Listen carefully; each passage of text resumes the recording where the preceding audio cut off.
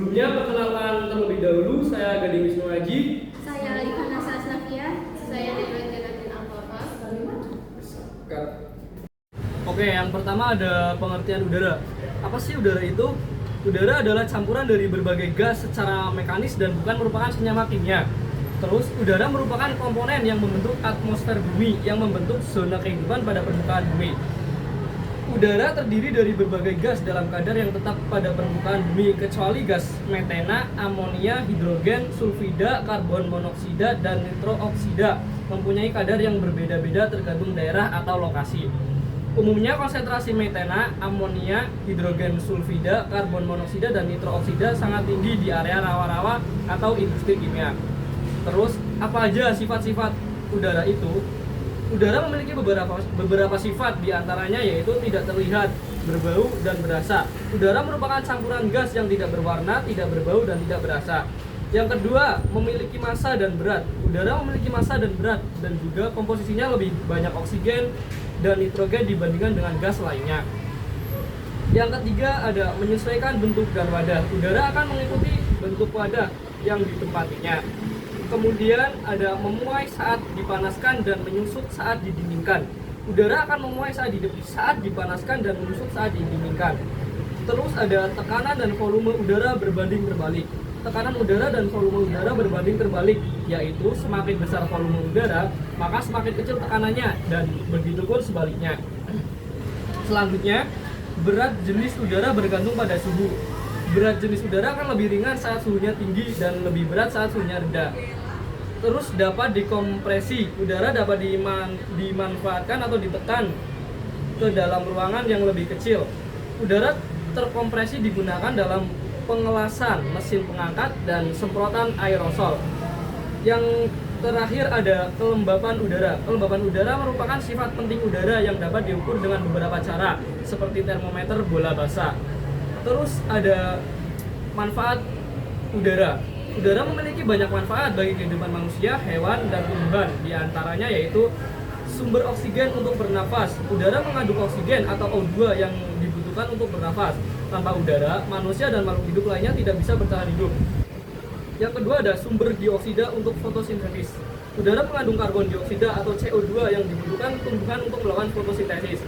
Fotosintesis adalah proses pembentukan zat makanan karbohidrat yang bermanfaat bagi manusia dan hewan. Selanjutnya, melindungi dari sinar ultraviolet. Udara mengandung ozon atau O3 yang berfungsi menahan sinar ultraviolet dari matahari. Terus ada menurunkan risiko penyakit kronis. Udara bersih dapat menurunkan risiko terkena penyakit kronis seperti jantung, stroke, dan beberapa jenis kanker. Meningkatkan kejernihan otak. Menghirup udara segar di pagi hari dapat meningkatkan kejernihan otak dan fungsi otak untuk berpikir dan berkonsentrasi. Terus ada menyegarkan tubuh. Udara segar di pagi hari dapat menyegarkan tubuh. Yang terakhir ada sumber energi alternatif. Angin dapat digunakan sebagai sumber energi alternatif ramah lingkungan untuk menghasilkan energi listrik. Materi selanjutnya akan dipresentasikan oleh teman saya. Pencemaran udara adalah kondisi di mana udara di sekitar kita tercemar oleh zat-zat berbahaya yang dapat merusak kesehatan makhluk hidup seperti kesehatan manusia, tumbuhan, dan juga hewan. Nah, pencemaran ini disebabkan oleh beberapa faktor, yaitu ada faktor alami dan juga faktor aktivitas manusia. Yang pertama, faktor aktivitas manusia, ada penyebabnya itu kendaraan bermotor seperti mobil, motor, truk, dan juga pesawat yang menghasilkan gas buang seperti karbon monoksida atau CO dan juga nitrogen dioksida atau NO2.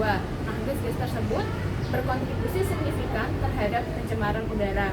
Selain itu, industri pabrik juga menjadi sumber polutan yang berbahaya karena di pabrik itu ada kayak pembakaran limbah atau aktivitas kimia yang menghasilkan sulfur dioksida atau SO2 dan juga hidrokarbon. Yang ketiga, ada pembakaran limbah gas rumah tangga yang juga ikut berkontribusi dalam pencemaran udara.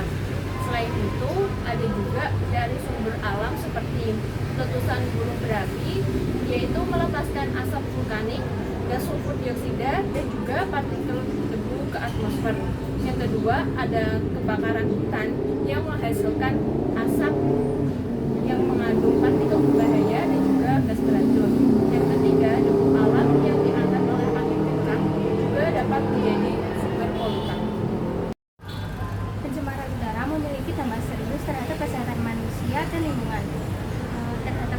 manusia, paparan jangka panjang terhadap polutan udara dapat menyebabkan masalah pernapasan, penyakit jantung, kanker paru-paru, dan gangguan sistem saraf.